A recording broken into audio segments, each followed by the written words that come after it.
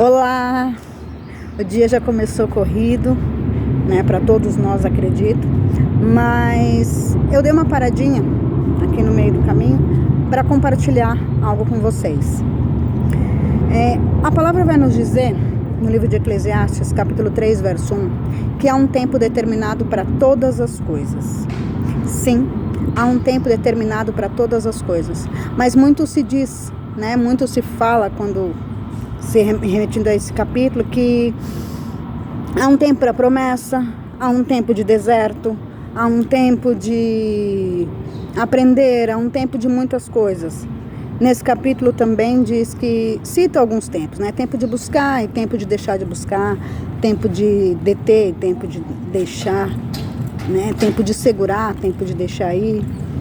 E o que eu quero chamar a atenção é o seguinte: é o tempo do nosso processo. Qual é? Que Cristo andar com Cristo é um caminhar de transformação. Porque Cristo, sim, o tempo passa, mas o Senhor é o mesmo. Ele cura, Ele salva, Ele liberta, Ele transforma. Ele trabalha em nós. Só que o nosso processo também tem um tempo determinado para cada coisa.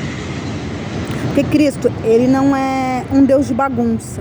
Não, Ele não é Deus de bagunça, não é Deus de confusão, não é Deus de desordem. Então Ele não pega e faz tudo de uma vez. Porque não é mágica, é processo. Então no processo a gente organiza as coisas. Como se a gente fosse arrumar um guarda-roupa, um quarto. A gente primeiro tira tudo, organiza tudo e depois vai colocando no lugar. Quando a gente vai arrumar casa, por exemplo, a gente não tem nossas prioridades. Primeiro eu começo pelo quarto, outros começam pela sala, outros começam pela cozinha. Em cada um de nós, Deus tem uma ordem diferente para trabalhar, para transformar. Então, há um tempo determinado para todas as coisas. Muito se diz sobre largar o pecado, sobre o tempo de deixar o pecado. Outros até chegam a citar que há pecados de estimação, pecados que a gente carrega. Não. Quando a gente anda com Cristo, Cristo tem prioridades. Cristo, Ele pega tudo que tem em nós e faz uma lista de prioridades. E Ele vai tirando. Ele vai transformando cada coisa ao seu tempo. Do pior ao menos pior, digamos assim. E essa é a nossa paciência, essa é a nossa esperança. Nós não tem coisas que, mesmo, ainda que não sejam pecados. Porque nem tudo que há em nós é pecado. Nem tudo que há em nós, para ser transformado, pode ser classificado como pecado. Alguns são cadeias, outros são prisões emocionais. Porque o que reflete em nós, né, o nosso comportamento, é só a ponta do iceberg. E o Senhor, Ele enxerga o que está debaixo da água. Né? Nós somos flores, flores murchas, outras bonitas, outras feias, outras queimadas, outras mal cuidadas. Mas o Senhor, Ele enxerga a raiz está boa. Por que a flor está ruim? Por que as coisas estão aparentando assim? Há um por trás. Porque o Senhor, Ele não é um Senhor de maquiagem também, de aparência. Ele é um Senhor de essência. Então não adianta eu me afligir querendo, eu preciso me libertar disso porque disseram que eu tinha que me libertar disso. Porque na igreja, porque fulano de tal, na reunião, na célula, disseram que isso não é bom. Mas disseram que isso não é bom por quê? Ele está vendo o que todo mundo vê. Mas Deus enxerga o que ninguém vê.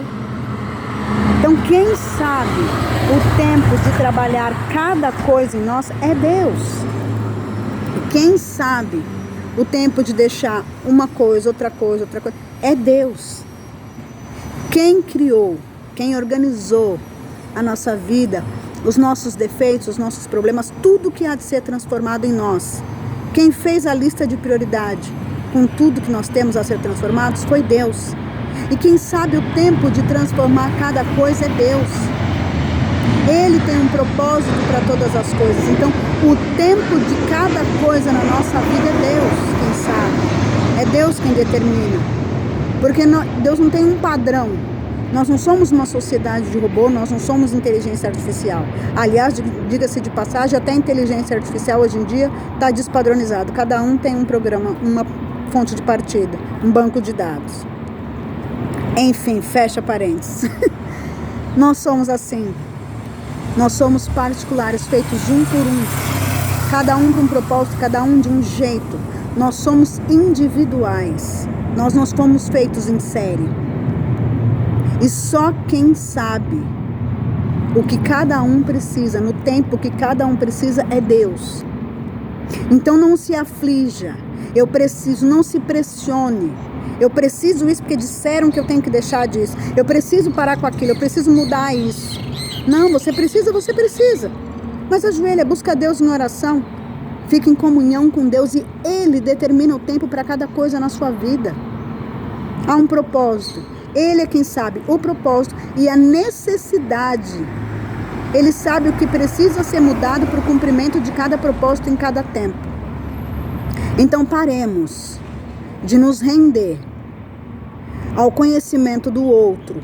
Não menospreze o conhecimento do outro.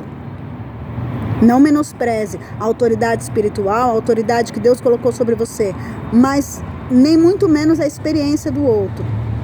Mas ainda assim, respeitando tudo isso, você precisa entender que só a sua comunhão com Deus é que vai fazer o Espírito Santo, aquele que convence do pecado, do juízo, aquele que te constrange para o caminho certo.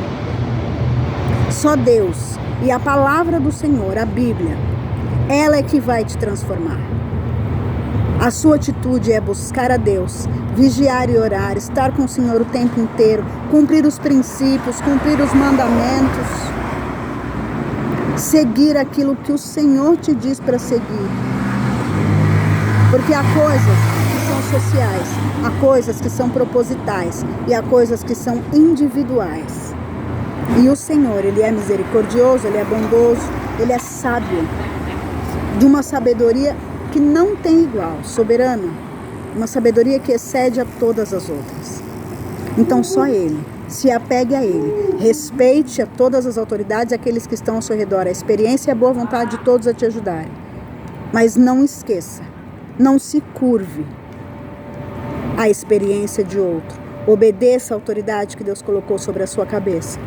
Mas acima de tudo, tenha o discernimento da sua individualidade e do poder e da sabedoria de Deus para fazer o que precisa ser feito, no tempo que precisa ser feito. Descansa no Senhor, na sabedoria e na experiência de Deus. Não se aflige, viva no Senhor. E aquele que vive no Senhor tem paz, porque o Senhor diz: eu vos deixo a paz que excede todo entendimento. Amém? Fiquem em paz, Deus abençoe a todos. Bom dia.